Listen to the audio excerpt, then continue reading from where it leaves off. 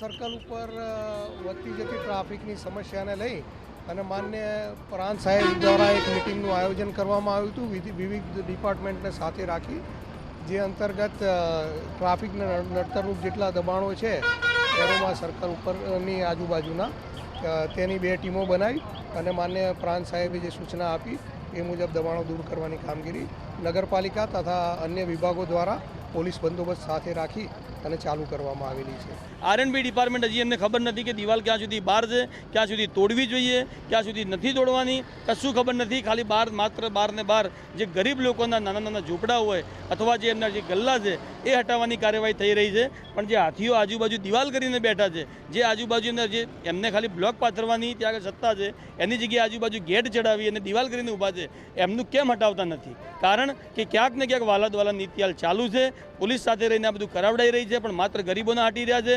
પણ 3-4 દિવસ પછી વળી આનો આ ખેલ ન થાય તો સારી વાત છે। 5મી 6ઠ્ઠી વખત આ ખેલ ભલે ભજવાઈ રહ્યો હોય, પણ આવું ને આવું માહોલ ઠેઠ સુધી રહે એના માટે હું તમામ ડિપાર્ટમેન્ટ અને કલેક્ટર સાહેબને વિનંતી કરું છું। NHI અને ચીફ ઓફિસર નગરપાલિકા દ્વારા આ એરોમા સર્કલથી આરટીઓ સર્કલ સુધી આજરોજ જે દબાણો કરેલા છે કેબિન ધારકોએ અને લારી ગલ્લાવાળો એ બધાને આજ હટાવવાની કામગીરી ચાલુ છે। પૂરેપૂરો બંદોબસ્ત છે, બંદોબસ્ત સાથે કામગીરી ચાલુ કરી છે, શાંતિપૂર્વક કામગીરી ચાલુ છે।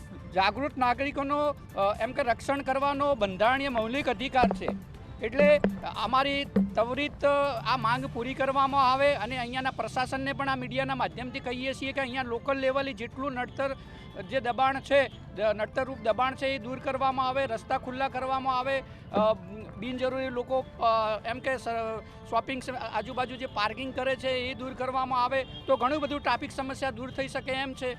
સરકાર કલેક્ટર અહીંયાનું જાહેરનામું બહાર પાડીને પ્રવેશ જે શહેરમાં જે ભારે વાહનો છે તેના ઉપર પ્રવેશ મૂકી અને અન્ય વૈકલ્પિક રસ્તાઓ ઉપર વાહન ડાયવર્ટ કરવામાં આવે એવી અમારી રજૂઆત છે। આજે અમે 4 વાગ્યા સુધી ધરણા ઉપર બેસવાના છીએ, પછી કલેક્ટર સાહેબને આવેદનપત્ર આપવાના છીએ અને આવતા અઠવાડિયે અમે મુખ્યમંત્રીને મિસ કોલની સંખ્યા સાથે રજૂઆત કરવાના છીએ।